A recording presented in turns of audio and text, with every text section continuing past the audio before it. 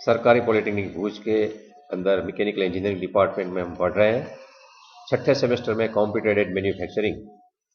और उसमें हमने ये पहला वाला यूनिट है, ये देख लिया है, fundamentals of computer aided manufacturing. Syllabus में कुल मिला के 5 यूनिट है, उसमें से एक यूनिट हो चुका है, एक टॉपिक बचा है, वो भी मैं देखता हूँ। 5 यूनिट में से जो पहला यूनिट है fundamentals of computer aided manufacturing, उसमें जो 4 सब टॉपिक्स है, उसमें से तीसरा और चौथा मतलब एडवांटेजेस लिमिटेशन ऑफ सीएनसी और selection criteria of CNC machine, ये अभी हम देखते हैं। वैसे हमें मालूम है नीचे जो पिक्चर दिखाया गया है उसमें कि हमें इसमें 4 घंटे पढ़ना होता है, लेकिन 4 घंटे के बदले हमें थोड़ा एक्स्ट्रा टाइम लेना पड़ेगा। 10 मार्क में कुल पूछा जाता है, तो ये भी एक इम्पोर्टेंट सवाल होता है कि आप राइट द और state the advantages of CNC और state the limitations of CNC. तो ये सवाल 2 मार्क में या 3 मार्क में पूछते हैं, तो ये हमें आना चाहिए। और वैसे हम समझ चुके हैं, फिर भी मैं रिपीट कर लेता हूँ। तो advantages and limitation of CNC अभी हम थोड़ा देख लेते हैं 2-3 मिनट में। ये सब एक छोटा सा लिस्ट है, 2-3 लिस्ट अलग अलग तरीके से बन सकते हैं, बहुत ही फायदे हैं। कोई भी व्यक्ति आपको पूछे कि भाई साइकिल के फायदा क्या है और एरोप्लेन के फायदे क्या है, तो एरोप्लेन में कुछ ज़्यादा फायदे होते हैं साइकिल के बदले, लेकिन साइकिल के अपने भी एडवांटेजेस होते हैं। ठीक इसी तरह से सीएनसी के फायदे हैं, बहुत ही फायदे हैं, लेकिन इसका मतलब ये नहीं है कि मैनुअल टेक्नोलॉजी में कुछ नहीं है। हर एक की अपनी अपनी एक विशेषताएं होती है। तो सीएनसी के लिए जो ये लिखा है थोड़ा देख लेते हैं हम। प्रोडक्टिविटी बढ़ती है, रिलायबिलिटी बहुत अच्छी हो जाती है, क्योंकि इसमें ह्यूमन इंटरेक्शन नहीं है, इसलिए क्योंकि गलतियां नहीं होती हैं। हम थक जाते हैं तो गलतियां करते हैं, इसलिए जो प्रोडक्ट बनती है वो रिलायबल कभी कभी नहीं रहती है। इसके बदले ये मशीन ही काम करता है, तो प्रोडक्ट रिलायबल रहती है। इसके बाद है कि उसमें स्पेशल जिग्स फिक्सचर है, वो कभी कभी नहीं चाहिए, क्योंकि वो टूल का मोशन हम किसी भी प्रकार से मैनेज कर लेते हैं। तो सिंपल फिक्सचर में भी हम कॉम्प्लिकेटेड शेप बना सकते हैं, जो मैनुअल में पॉसिबल नहीं होता है। जो हम इसे गर्दन घुमा नहीं सकते, हाथ भी घुमा नहीं सकते हैं, लेकिन मशीन अपने आप 5 एक्सिस में मूवमेंट करके कोई भी कट ले लेगा। तो ये भी एक बहुत बड़ा एडवांटेज है, मतलब गिन सकते हैं। Reduces location of part feature, मतलब पार्ट के फीचर के जो लोकेशन होते हैं, जिसको हम रेफरेंस से बात करते हैं कि मेजरमेंट लेना, तो वो भी बहुत कम हो जाते हैं। जितने कम लोकेशन उतना मतलब वो पार्ट बहुत अच्छा बनता है, हमारी रिक्वायरमेंट भी हम बहुत हाई लेवल पे ले जा सकते हैं। Make possible the machining of complex shape, मतलब कॉम्प्लेक्स शेप का मशीनिंग भी हम कर सकते हैं एक साथ तीनों एक्सिस को घुमा के, ये भी पॉसिबल है। ये जो फायदे हैं, इसमें से कोई भी एक फायदा लिखेंगे ऐसा नहीं चलेगा। आपके जितने मार्क है इसमें सब 3 मार्क का पूछा है, तो 6 फायदा लिखने ही चाहिए। और एकदम सिंपल एकदम अच्छा हो जाता है, क्वालिटी इंप्रूव, ऐसा नहीं, कुछ टेक्निकल फायदे लिखने चाहिए। इसलिए मैं ये सब टेक्निकल फायदे भी लिख रहा हूँ, उसके भी वजह के साथ लिख रहा हूँ। Single part and production runs can be program and machine with minimum effort and, एक ही पार्ट का जो प्रोग्राम करना है और उसका प्रोडक्शन रन करना है, तो एकदम कम हमें एफर्ट चाहिए और कॉस्ट भी कम होता है। और ये बहुत ही अच्छा एडवांटेज है, सिंपल है। Program can be readily be altered, मतलब कभी भी चेंज कर सकते हैं। 10 का डायमीटर को 12 करने हैं या 12 का 24 करना है, लेंथ चेंज करनी है, तो वो चेंज करके उसको फिर से रन भी करवा सकता है, वो इश्यू नहीं है। इंस्पेक्शन का खर्चा भी बहुत ही कम हो जाता है। हर एक में इंसान है तो देखना पड़ता है कि क्या है भाई, उसने काम बराबर किया है कि नहीं, लेकिन मशीन काम करेगा तो गलती करेगा ही नहीं, अगर मशीन हमने सही से सेट किया। और उसके बाद है once programming setup and verified the equipment can be operated by less skilled operator, मतलब एक बार आपको स्किल्ड आदमी चाहिए, प्रोग्रामिंग के लिए चाहिए, सेटअप के लिए चाहिए। एक बार आपने वेरीफाई कर लिया, ड्राई रन ले लिया, बाद में आपको एकदम अनस्किल्ड या लेस स्किल्ड ऑपरेटर को भी लगा दे, तो वो भी काम करेगा और अच्छी क्वालिटी का काम करेगा। ये भी एक बहुत ही बड़ा फायदा है। इसके बाद ये भी सीएनसी टेक्नोलॉजी के फायदे में ये भी लिख सकते हैं कि रिपीटेबिलिटी एंड प्रिसीजन, मतलब एयरक्राफ्ट पार्ट में चाहिए एक भी थोड़ा सा फर्क आएगा, आपका विमान ऊपर से सीधा नीचे आ सकता है, तो एकदम परफेक्ट पार्ट चाहिए, प्रिसाइज, तो ये सीएनसी से मिलता है। वॉल्यूम ऑफ प्रोडक्शन एकदम हाई लेवल पे ले जा सकते हैं, 10,000 1 लाख 2 लाख पार्ट बनाने प्रॉब्लम नहीं। कॉम्प्लेक्स कंटूर एंड सरफेस, एकदम अपने टरबाइन कभी खुला हुआ देखा है तो आपको पता चलेगा कि ये सब ऐसे हैं कि वो आप आसानी से मशीनिंग कर नहीं पाएंगे, और हम कर ही नहीं पाएंगे, मैं तो ये बोलूँगा। कहीं ना कहीं गलतियां भी रख देंगे, तो ये एकदम आसानी से मशीनिंग हो जाएगा कॉम्प्लेक्स कंट्रोल का। तो इसके बाद ये है flexibility in job change, automatic tool setting and less scrap. एक तो है लेस स्क्रैप, तो समझ सकते हैं कि जब पार्ट है इसे सिलेक्ट करेंगे तो स्क्रैप जितना होना चाहिए उतना ही जनरेट होगा, ज़्यादा नहीं होगा कभी, कोई गलती नहीं है इसलिए। और जॉब में कोई चेंज करना है एक के बजाय दूसरा, तो भी आप आसानी से, चलो अभी ये काम नहीं दूसरा काम करना है, करने लगेंगे। सेफ्टी भी है, प्रोडक्टिविटी है, क्वालिटी है, पेपर वर्क भी कम हो जाता है, और प्रोटोटाइप प्रोडक्शन भी फास्ट हो जाता है। कभी कभी किसी को सैंपल दिखाना होता है तो प्रोटोटाइप भी हम फास्टर लेवल पे बना सकते हैं। और लीड टाइम रिडक्शन, ये भी समझ सकते हैं। मतलब इसके लिए मुझे लगता है कि बहुत ज़्यादा बताने की ज़रूरत नहीं है, आप समझ चुके हैं। और ये चीज़ भी आप सीएनसी में डाल सकते हैं, सीएनसी टेक्नोलॉजी में, जो एनसी में नहीं थी, ये भी आपको मैंने पहले बता चुका था, वो आप ले सकते हैं। ये डिटेल में देखना है तो आपको पुराना वीडियो ज़रा देख लेना। तो एडवांटेजेस ऑफ सीएनसी में देख लिया, तो लिमिटेशन भी थोड़ी देख लेते हैं। 4-5 लिमिटेशन तरह हर एक की रहेगी। तो high establishment and running cost, कब भी आपको लगाना है तो वो सस्ते में नहीं आएगा। आपको मैनुअल काम करना है, समझो आप सुथारी काम करते हैं, आप करवत ले आइए या छीनी ले आइए, हथौड़ी ले आइए, किनी ले आइए, आप अपने बाहर बैठ के काम कीजिए, कुछ खर्चा नहीं है। 300-500 रुपये में सब सामान आ जाएगा, और घर पे आप लकड़ी जितना रॉ मटेरियल है उसके हिसाब से काम करने लगेंगे। आपका शौक है पूरा कर सकेंगे। लेकिन जब आपको मास प्रोडक्शन में जाना है और सीएनसी से जाना है, तो आपको उसके लिए एस्टेब्लिशमेंट कॉस्ट बहुत आएगा, रनिंग कॉस्ट भी बहुत लगेगी, और उसका मेंटेनेंस कॉस्ट भी उतना ही ज़्यादा रहेगा। और एक बड़ी बड़ी चीज़ ये है कि वो down time of CNC system is expensive. उसका मतलब है जब भी सीएनसी बंद हो गया, आप 1 घंटे में काफ़ी उसमें लॉस कैलकुलेट करने लगेंगे कि इतना घंटा मशीन बंद रहा, अभी मेरा इतना नुकसान हो गया। तो मशीन बंद नहीं होना चाहिए। आपका छोटा सा यूनिट है, आप बंद कर दीजिए, क्योंकि इतना प्रॉफिट ही नहीं हो रहा है तो लॉस का सवाल ही नहीं है। तो ज़्यादा प्रॉफिट हो रहा है तो डाउन टाइम एक्सपेंसिव रहेगा ही। और हार्डवेयर सॉफ्टवेयर मैनेजमेंट के लिए आपको स्किल्ड पर्सन चाहिए, जो पढ़ा हुआ नहीं है, जिसको इंग्लिश नहीं आती, वो कम से कम काम नहीं कर सकता, क्योंकि लोकल लैंग्वेज में जीएम कोड उपलब्ध नहीं है कि आप गुजराती में लिखो और वो मशीन चलने लगे। मतलब सबसे पहले आपको एक लिटरेट आदमी चाहिए जो इंग्लिश कम से कम पढ़ सकता है, और साथ में प्रोग्रामिंग कुछ जानता है, जिसको हार्डवेयर मतलब कनेक्शन करना आता है। ऐसे आदमी चाहिए। ये भी एक लिमिटेशन है, लेकिन मैं लिमिटेशन नहीं मानता हूँ, ये रिक्वायरमेंट है। लेकिन जब एग्जाम में लिखना है तो लिख सकते हैं कि भाई ये है, वरना तो आदि मानव था, उसको कुछ भी तकलीफ नहीं थी, वो पैसे कुछ वस्त्र भी पहनता नहीं था, खाना भी बनाता नहीं था, फैमिली भी नहीं था, तो क्या वो मतलब हैप्पी लाइफ नहीं है। तो requirement of skilled person for hardware and software, ये लिमिटेशन में लिखते हैं। ये बुक में लिखा है इसलिए मैंने यहाँ रिपीट किया, otherwise it is not a limitation. मैं पर्सनली मानता हूँ ये, इसलिए ये थोड़ा फिलोसॉफिकल हो जाएगा, लेकिन जाने दीजिए। और इसके बाद है रिक्वायर्स कंडीशनल एनवायरनमेंट, मतलब आप कहीं भी खुले में इसमें काम नहीं कर सकते, आपको डस्ट फ्री एनवायरनमेंट चाहिए, थोड़ा कूल एनवायरनमेंट चाहिए, मॉइस्चर कम होना चाहिए, ये सब चीज़ है। तो वो भी कोई खराब चीज़ तो नहीं है। तो फिर भी लिमिटेशन है, ये सीएनसी चलाना चाहे तो ये आप 5 लिमिटेशन लिख सकते हैं। वैसे हम पूछते ही नहीं है लिमिटेशन क्या है, क्योंकि लिमिटेशन किसी की क्यों याद करने की, जिंदगी में वो हमेशा हमें नुकसान करता है। ठीक है, आगे बढ़ते हैं। उसके बाद का नेक्स्ट टॉपिक, सिलेक्शन क्राइटेरिया और सीएनसी मशीन।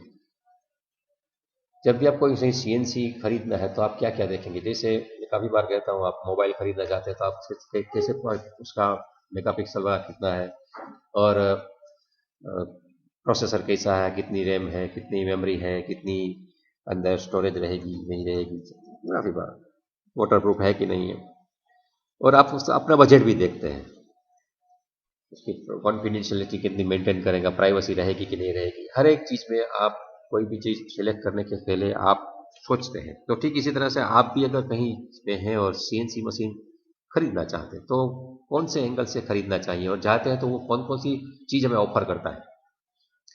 हर एक चीज़ में जाते हैं तो आपको कस्टमर को बताना चाहिए कि मेरे पास ये प्रोडक्ट है, आप क्या खरीदना चाहेंगे।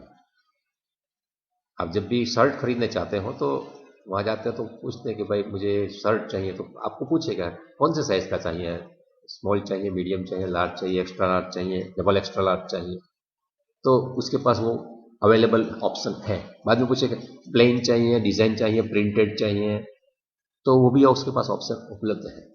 अगर हाफ स्लीव में चाहिए, फुल स्लीव में चाहिए, वो भी पूछता है। बिना कॉलर का चाहिए, कॉलर के साथ चाहिए, वो भी पूछता है। हर एक चीज़ में अपने पास जो उपलब्ध है, व्यापारी को बताना चाहिए कि मेरे पास इतने ऑप्शंस अवेलेबल हैं, आप क्या खरीदना चाहेंगे। ठीक इस तरह से सब आप समझो सीएनसी मशीन खरीदने जाते हैं तो सीएनसी मशीन बनाने वाले आपको कुछ कहेंगे कि मेरे पास इतनी चीज़ है, आपको क्या चाहिए, तो उस वक्त आपको सही करना है कि मुझे क्या चाहिए। उसको हम सिलेक्शन क्राइटेरिया बोलेंगे। तो उसके लिए सबसे पहले उसकी कुछ टर्मिनोलॉजी भी ध्यान में आनी चाहिए, ये समझ लेते हैं। तो साइज ऑफ वर्किंग एनवेलप, हाँ ठीक है, सबसे पहले आपको जहां काम करना है कि आपके पास कितनी स्पेस है, मतलब depending on the type of machine this में include characteristics such as table size, आपको टेबल साइज कितनी चाहिए, टूल का क्लियरेंस कितना मिलेगा उसमें मुझे, जॉब जो होल्ड करता हूं वो चक की साइज कितने मिलेगी, टूल जिसमें रहता है टूल पोस्ट को कितना स्विंग करेगा। तो मैं जिस एरिया में मेरा मशीन लगाने वाला हूं उस एरिया के हिसाब से मुझे ये देखना है। वो तो बहुत ही बड़ा मशीन दे सकता है, लेकिन हमारी ये रिक्वायरमेंट है, उसके हिसाब से मुझे ये उसको पूछना है कि मुझे ये टेबल साइज मिलेगा क्या, जैसे टूल की क्लियरेंस कितना होगा, चक्की साइज मैक्सिमम क्या होगी। ये सब हमें सिलेक्शन क्राइटेरिया में वो ऑफर करेगा और हमें हमारी रिक्वायरमेंट मालूम होनी चाहिए, और हमारा बजट भी साथ में। Most important thing is our budget. इसके बाद दूसरी चीज ये हमें कहते हैं नंबर ऑफ टूल्स कैपेसिटी। जैसे हमें मालूम है कि सीएनसी में हम अलग अलग मशीन चलाते हैं, उसमें टूल का पूरा एक सेट उसमें रह सकता है, 6 tool, 10 tool, 15 tool, 150 tool, 1000 tool तक के कैपेसिटी वाले वो आते हैं। आप भी जब कैबिनेट खरीदने जाते हो तो बोले कितने ड्रॉअर वाला चाहिए, 2 ड्रॉअर चाहिए, 3 ड्रॉअर चाहिए, ना पूरा एकदम बड़ा सेट दे। तो ठीक इसी तरह से उसमें भी टूल कैपेसिटी वो ऑफर करेगा, तो हमें भी टूल कैपेसिटी हमारी कितनी चाहिए रिक्वायरमेंट, उस हिसाब से वो सिलेक्ट करना चाहिए सिलेक्शन। बाद में type of tool holders used, हमारे पास जितने टूल्स हैं उस हिसाब से उसको होल्ड करने वाले होल्डर्स होते हैं, वो भी चाहिए। तो वो भी ऑफर करेंगे कि भाई इतने प्रकार के टूल होल्डर भी हम ऑफर करते हैं, तो आपको ये चाहिए कि नहीं चाहिए। क्योंकि वो कभी कभी कुछ टूल होल्डर फिट नहीं होते हैं। जैसे आपको मालूम है कि आपका मोबाइल है, उसमें वो चार्जर है ना, उसका भी कभी कोई पिन नहीं होता है। कुछ फोन होते हैं उसमें हेडफोन का पिन नहीं होता। तो कभी कभी हम टूल लेके आते हैं लेकिन टूल होल्डर है वो मशीन में फिट नहीं होता है, बाद में तकलीफ होती है। तो ये हमें पहले से तय कर लेना चाहिए कि मुझे जो टूल होल्डर है वो ऑफर करता है कि नहीं करता है, उसमें आएगा कि नहीं आएगा। बाद में एक चीज है machine power required for cutting force, मतलब हॉर्स पावर वाली चीज है ये। आपकी जो मोटर लगेगी आप 3 फेस लगा देंगे, मोटर घूमने लगेंगे, लेकिन कितने लेवल तक का फोर्स मैं ऑफर कर सकूंगा। तो मेरा जो कट है, डेप्थ ऑफ कट है, फीड है, स्पीड, इसके हिसाब से जो मेरा फोर्स जनरेट होगा, कटिंग फोर्स, वो हैंडल कर पाएगा कि नहीं ये मशीन। क्योंकि इसके लिए उसका जो बेस है, टेबल है, वो सब रिजिड होना चाहिए। अगर रिजिड नहीं है तो भी तकलीफ, और रिजिड है और उसकी मोटर कम है कैपेसिटी की तो भी नहीं चलेगा। मैं काफी बार बताता हूँ कि आप मर्सिडीज का इंजन लेके आप छोटा सा मोपेड में फिट करते हो तो कोई मतलब नहीं है, क्योंकि मोपेड की कैपेसिटी है मर्सिडीज का इंजन फिट करने, और ठीक इसी तरह से मर्सिडीज की अच्छी तरह से बॉडी बनाई उसमें मोपेड का इंजन फिट कर दो तो भी मतलब नहीं है। तो वो प्रॉपर मैचिंग होना चाहिए। सब कुछ आपने बहुत अच्छा खरीदा है लेकिन ये ही चीज नहीं है मशीन पावर, तो भी मतलब नहीं है। तो इस सिलेक्शन के वक्त ये ऑफर करेंगे आपको कौन कैसी कैसी मोटर चाहिए, तो ये आपको ध्यान में होना चाहिए। बाद में type of machine control, machine control आपको कैसा चाहिए, मतलब फीडबैक वाली चीज है, और ऑटोमेटिक कंट्रोल में भी वो ऑप्शन ऑफर करते हैं, पीएलसी वाला कंट्रोल है या दूसरा कंट्रोल है, जो भी है। तो टाइप ऑफ मशीन कंट्रोल भी आपको वो ऑफर करेंगे, आपको अपनी रिक्वायरमेंट के हिसाब से सिलेक्ट करना है। अभी तो ये वाईफाई से कंट्रोल भी ऑफर करते हैं, या मोबाइल से भी आप उसको कंट्रोल करते हैं, ऐसा काफी कुछ चीजें आ चुकी है। लेकिन टाइप ऑफ मशीन कंट्रोल मतलब कन्वेंशनल वे में वो आपको बताएंगे कि मेरे मशीन में ये उपलब्धि है। और बाद में है compatibility with existing CAM software programs already written, मतलब आप जब मशीन खरीदने जाते हो तो इसमें दो प्रकार की चीजें, आपके पास एक ऑलरेडी है मशीन, और नया मशीन दूसरा वाला खरीदना है ये स्क्रैप करके। और ये चीज है आप कन्वेंशनल मशीन में थे और नया पूरा खरीद रहे, नया खरीद रहे तो ये इश्यू नहीं है, लेकिन आपका पुराने प्रोग्राम है आपके पास ऑलरेडी, जो पुराने मशीन में चल रहे थे तो नए में चलेंगे कि नहीं, वो पूछना चाहिए। कभी कभी होता है आपके पास एक मोबाइल है और दूसरे मोबाइल खरीदते हैं, तो बाद में बोलते हैं सर ये मेरा मोबाइल चल नहीं रहा है, इसमें ये ऐप चल नहीं रही है, डाउनलोड नहीं हो रही है, कंपेटेबल नहीं है। तो बाद में हमें अफसोस होता है कि ये मोबाइल तो खरीद लिया लेकिन ये हमने पहले क्यों नहीं देखा। तो इसमें भी हो सकता है कभी आप नया सीएनसी लाते हैं लेकिन ये कंपेटेबिलिटी नहीं है, क्या करो।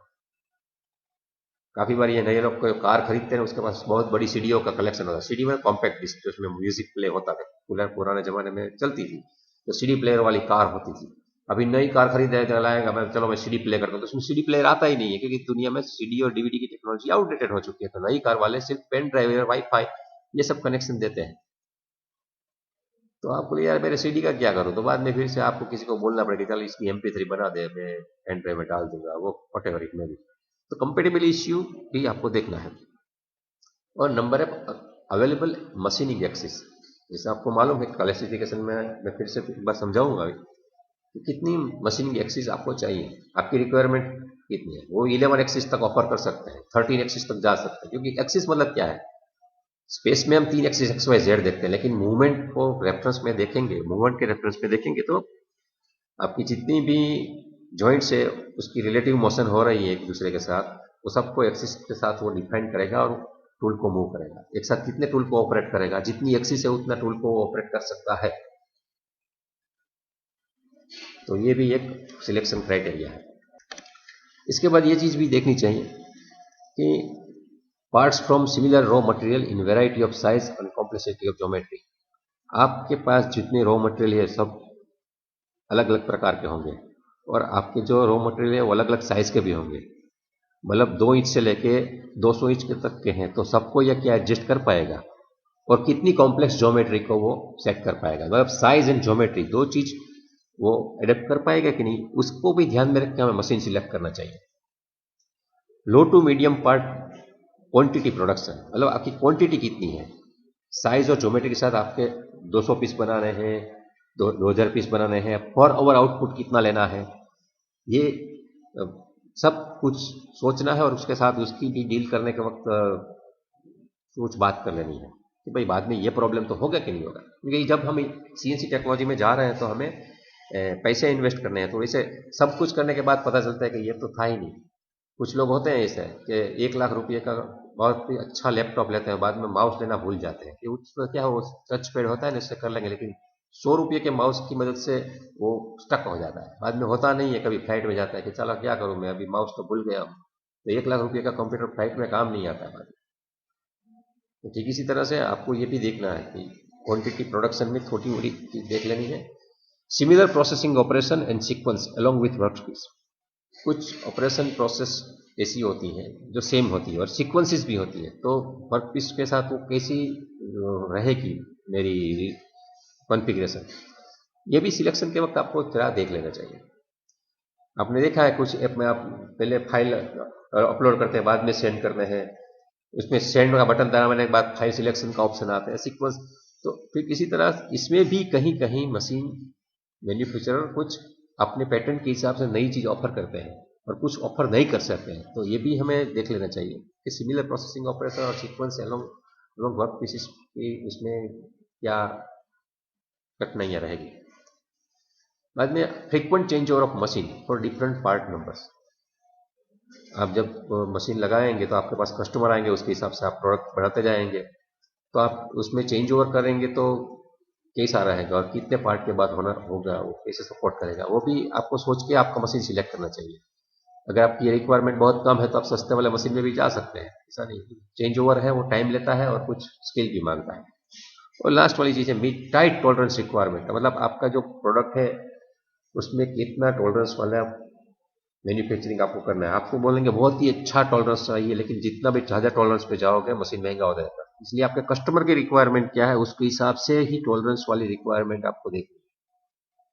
नॉर्मल मैकेनिकल इंजीनियरिंग में आप नैनो लेवल पे काम नहीं करते हो, माइक्रो लेवल पे चलता है। 0.001 या 0001 तक सफिशियंट है। इससे भी आगे जाना है तो महंगी मशीन आएगी, क्योंकि इसमें वाइब्रेशन नहीं होने चाहिए। जितनी वाइब्रेशन आपको कम चाहिए उतना वो महंगा होता जाता है। तो सिलेक्शन के वक्त आपको ये भी देखना है कि आपकी टॉलरेंस रिक्वायरमेंट क्या है, आपके कस्टमर आएंगे वो कैसे हैं, थोड़ा सा है या एकदम एरोस्पेस वाले हैं, उसके हिसाब से आपको इन्वेस्टमेंट करना चाहिए। तो ये थे सिलेक्शन क्राइटेरिया, मैंने एकदम कोई दूसरा वीडियो बताया नहीं है। और ये जो हमारा पहला यूनिट था उसके अंदर ये तो टॉपिक थे advantage and limitation of CNC और सिलेक्शन ऑफ सिलेक्शन क्राइटेरिया वाला था। तो ये भी हमने देख लिया।